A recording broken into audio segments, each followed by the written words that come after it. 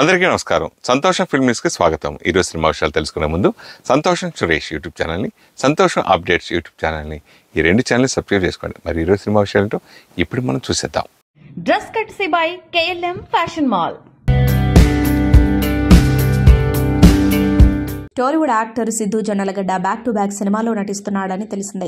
ఈ crazy actor నటిస్తున్న ప్రాజెక్టులో ఒకటి జాక్. బొమ్మరిల్లు భాస్కర్ దర్శకత్వం వహిస్తున్న ఈ మూవీ SVCC 37 గా వస్తుంది. మేకర్స్ తాజాగా విడుదల తేదీపై క్లారిటీ ఇచ్చారు. ప్రభాస్ నటిస్తున్న రాజాసాబ్ను 2025 ఏప్రిల్ 10న విడుదల చేస్తున్నట్టు ప్రకటించగా రిలీజ్ వాయిదా పడుతుందంటూ వార్తలు తెరపైకొస్తున్నాయి. ఈ నేపథ్యంలో జాక్ సినిమాను ఇదే తేదీన విడుదల చేస్తున్నట్టు ప్రకటిస్తూ కొత్త పోస్టర్ విడుదల చేశారు.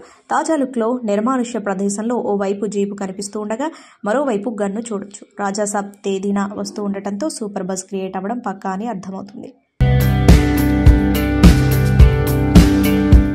టాలీవుడ్ స్టార్ హీరో పవన్ కళ్యాణ్ నటిస్తున్న most craziest cinema OG. Sujeeth దర్శకత్వం వహిస్తున్నాడు. ప్రస్తుతం థాయిలాండ్లో షూటింగ్ కొనసాగుతుంది. ఇప్పటికే షూటింగ్ కు సంబంధించిన స్టిల్స్ నెట్టింటా వైరల్ అవుతున్నాయి. కాగా ఈ సినిమాకు సంబంధించిన ఆసక్తికర వార్త ఒకటి నెట్టింటా రౌండప్ చేస్తుంది.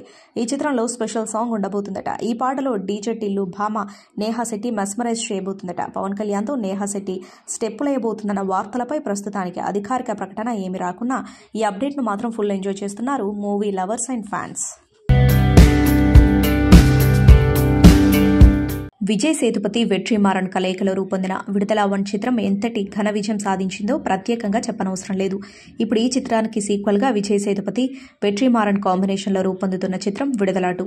డిసెంబర్ 20న ఈ చిత్రం ప్రపంచవ్యాప్తంగా విడుదల కానుంది.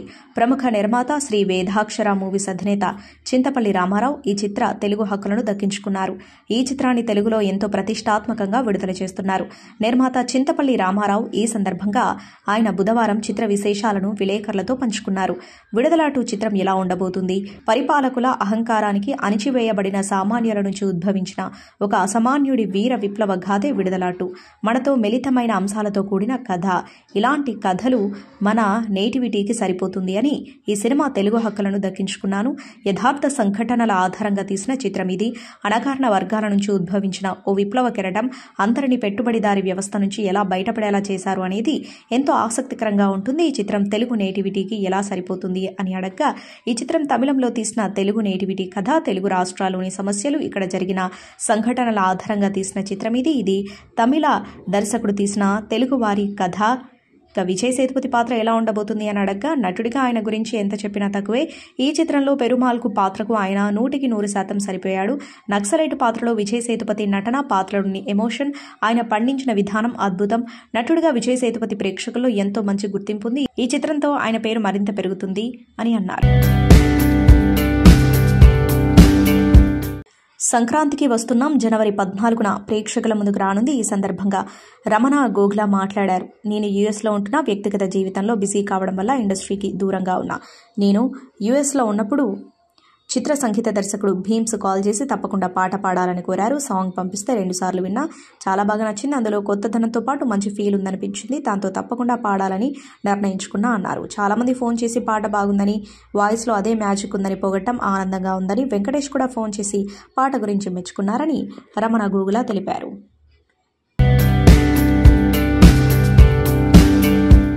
గ్లోబల్ స్టార్ ప్రభాస్ కాంపో నుంచి హర్రర్ కామెడీ జోనర్లో వస్తున్న చిత్రం రాజాసాబ్.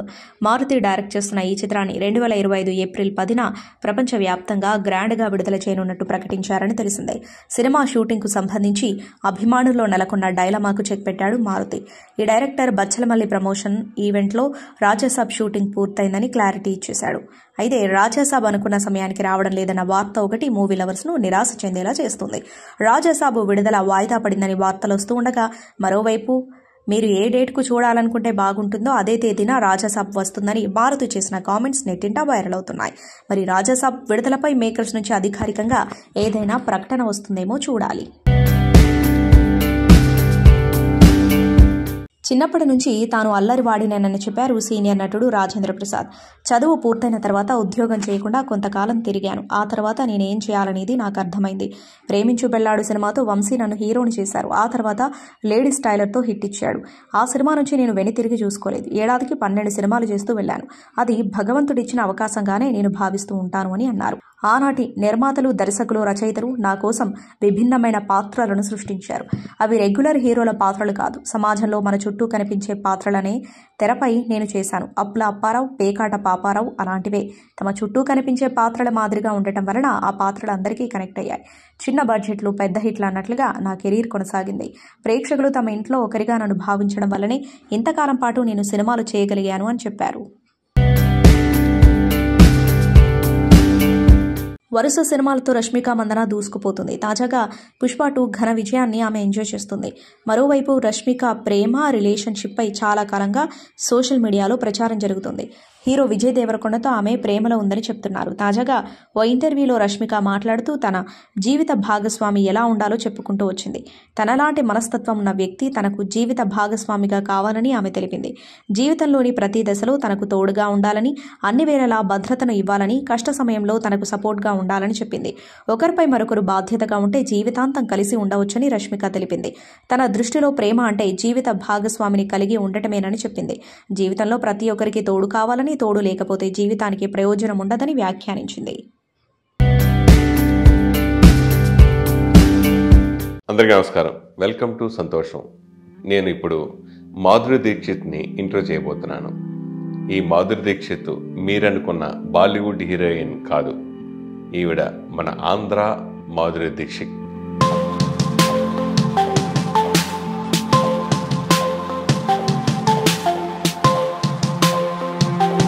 రీసెంట్గా డుక్కు డుక్కు బుల్లెట్ బండి ఆ సాంగ్ ఉన్న తెర వెనుకున్న సినిమానే కంటిన్యూ చేయాలి అంటే టైం పట్టేలా ఉందో నాకు అర్థమైపోయింది. అది ఇప్పట్లో మళ్ళీ చేయాలి, మళ్ళీ సక్సెస్ అవ్వాలంటే అది అవ్వదు. కానీ నాకు పీపుల్లో ఉండాలి, ప్రేక్షకుల్లో ఉండాలి.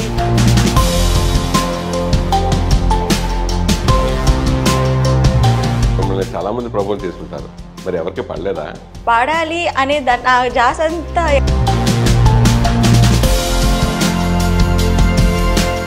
మీరు ప్రేమించిన వ్యక్తి ఎవరు అంటే? 10th టైంలో ఉండేది ఒక అబ్బాయి అంటే కొంచెం క్రష్ ఉండేది. అది ఇప్పుడు రాణా దగ్గర నుంచి బాలయ్య బాబు దగ్గర ఇంకా అందరూ హీరోలే చేసేస్తున్నారు కదా, వాటి గురించి మీ కామెంట్ ఏమిటి? మీ అందరికీ తెలిసిందే, బుల్లితెర అంటే చాలా చిన్న చూపుగా ఉండేది. బుల్లితెర నటి, బుల్లితెర మనుషులు వీళ్ళు, బుల్లితెర ఆర్టిస్ట్ అంటే సినిమా వాళ్ళకి పనికిరారు వీళ్ళు, మా స్థాయి ఏంటి మీ స్థాయి ఏంటి అని ఒక చాలా పెద్ద ఉండేది అనమాట. ఆ టైంలో కూడా ఒక 10 years బ్యాక్ కూడా అట్లనే ఫీల్.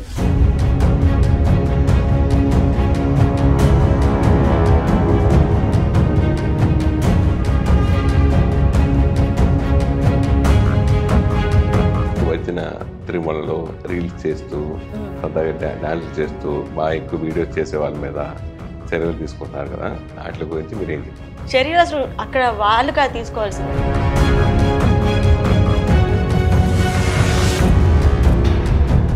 ఈ పాట ప్రజల్లోకి రాగానే ఇంత ఇన్స్టెంట్గా ఇంత పెద్ద హిట్ అవ్వడం కారణాలు ఏమై ఉంటుంది అనుకుంటున్నాను?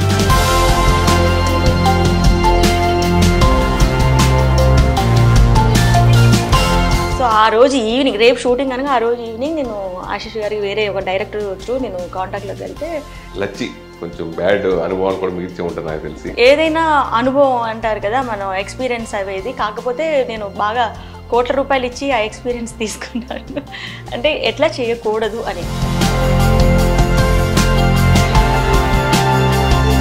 అప్పుడేంటి ఇలా వేసుకొని గ్లామర్ డ్రెస్సులు వేసుకొని ఆ జోనర్ ఉండేది. ఐటమ్ సాంగ్ ఉందని అప్పట్లో వెళ్ళి చూసుకునేవాళ్ళు. అలాంటి ఆర్టిస్టులు ఉండేవారు చక్కగా, వాళ్ళు కూడా ఇదిగా ఉండేవారు, టాలెంటెడ్గా.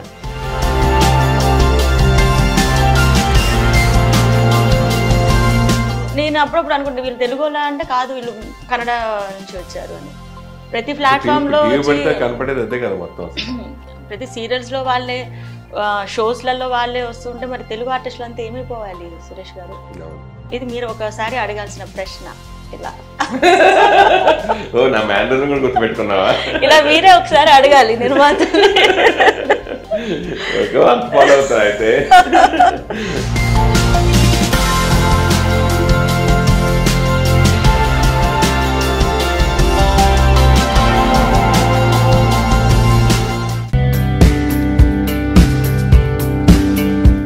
యాక్టర్, డైరెక్టర్, ప్రొడ్యూసర్గా దశాబ్దాలుగా ప్రేక్షకులను ఎంటర్టైన్ చేస్తున్న స్టార్ సెలబ్రిటీ ఉపేంద్ర ఇక సహజ తత్వానికి దగ్గరగా ఉండే సినిమాలతో తనదైన ముద్ర వేసుకున్నాడు.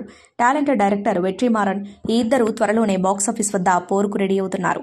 వెట్రిమారన్ డైరెక్షన్లో విజయ్ సేతుపతి లీడ్ రోల్లో నటిస్తున్న ప్రాజెక్ట్ విడుదల పార్ట్ 2 డిసెంబర్ 20న ప్రపంచవ్యాప్తంగా కన్నడ, తెలుగు, తమిళం, మలయాళం, హిందీ భాషల్లో గ్రాండ్గా విడుదల కానుంది. కన్నడ స్టార్ హీరో ఉపేంద్ర కథను అందిస్తూ దర్శకత్వం వహిస్తున్న పాన్ ఇండియా చిత్రం UI. Reshma Nanaiah female lead రోల్లో నటిస్తున్న ఈ మూవీ కూడా డిసెంబర్ 20న ప్రపంచవ్యాప్తంగా కన్నడ, తెలుగు, తమిళం, మలయాళం, హిందీ భాషల్లో గ్రాండ్గా విడుదల కానుంది. రిలీజ్ టైం దగ్గర పడుతున్న నేపథ్యంలో ఉపేంద్ర, వెట్రిమారన్ టీం ప్రమోషన్స్లో బిజీగా ఉన్నారు. ఇందులో భాగంగా ఇద్దరు ఒక్కచోట చేరి షేక్ హ్యాండ్ ఇచ్చుకున్నారు. 2 సినిమాలు సక్సెస్ అవ్వాలని కోరుకుంటూ ఒకరికొకరు ఆల్ ది బెస్ట్ చెప్పుకున్నారు. ఇప్పుడు ఈ ఇద్దరు ఒకే ఫ్రేమ్లో ఉన్న స్టిల్ నెట్టింట ట్రెండింగ్ అవుతుంది. తమిళ సీనియర్ హీరో అజిత్, త్రిష జంటగా రూపుదిద్దుకుంటున్న చిత్రం విడాముయర్చి. ఈ చిత్రం షూటింగ్ ముగింపు దశకు చేరుకుంది. 2025 జనవరిలో పొంగల్ సందర్భంగా ఈ చిత్రం ప్రేక్షకుల ముందుకు రానుంది. ఈ చిత్రానికి మగిల్ తిరుమేని దర్శకుడు. విడాముయర్చి చిత్రంలో అర్జున్, సంజయ్ దత్, రెజీనా కీలక పాత్రలు పోషిస్తున్నారు. Young music director Anirudh Ravichander సంగీతం అందించారు. గత నెలలో వచ్చిన టీజర్ ఆడియన్స్ను విశేషంగా ఆకట్టుకుంది. ఈ సినిమాలో అజిత్ ఓ పవర్ఫుల్ రోల్ పోషించినట్టు ఈ చిత్ర అప్డేట్స్ చెబుతున్నాయి. గతంలో అజిత్, త్రిష కాంబోలో వచ్చిన ఎన్ఐ అరిందాల్ చిత్రం భారీ విజయం సాధించింది. ఈ హిట్ పేరు విడాముయర్చి కోసం మరోసారి కలిశారు. ఈ సినిమా కూడా సక్సెస్ గ్యారంటీ అని అభిమానులు ఉత్సాహంగా ఉన్నారు. ఆస్కార్స్ రేస్ నుంచి హిందీ చిత్రం లపాటా లేడీస్ అవుట్ అయింది. 97వ అకాడమీ అవార్డుల కోసం భారత్ నుంచి బెస్ట్ ఇంటర్నేషనల్ ఫీచర్ కేటగిరీలో ఎంట్రీ ఇచ్చిన ఆ సినిమా తుది జాబితా నుంచి తప్పుకుంది. కిరణ్ రావు డైరెక్షన్ చేసిన ఈ ఫిల్మ్కు ఆస్కార్స్ షార్ట్ లిస్టులో చోటు దక్కలేదు. 15 చిత్రాల షార్ట్ లిస్ట్ నుంచి 5ంటిని తుది రేస్కు ఎంపిక చేశారు. అయితే 15 చిత్రాల లిస్టును బుధవారం అకాడమీ ప్రకటించింది. లపాతా లేడీస్ ఆ లిస్టులో లేకుండా ఇండియాకు చెందిన ఫిల్మ్ మేకర్ సంధ్యాసూరి తీసిన సంతోష్ అనే చిత్రానికి షార్ట్ లిస్టులో చోటు దక్కింది. ఈ ఫిల్మ్లో ఇండియన్ స్టార్స్ షాహానా గోస్వామి, సునీత రాజ్వార్ నటించారు. అయితే ఈ ఫిల్మ్ యూకే తరపున ఆస్కార్స్కు ఎంట్రీ ఇచ్చింది. ప్రపంచ చెస్ ఛాంపియన్షిప్ విశ్వ విజేతగా భారత గ్రాండ్ మాస్టర్ యువ కెరటం దొమ్మరాజు గుకేష్ నిలిచిన విషయం తెలిసిందే. ఫైనల్లో డిఫెండింగ్ ఛాంపియన్ డింగ్ లిరెన్ను ఓడించి ఛాంపియన్గా నిలవాలన్న కల నెరవేర్చుకున్నాడు.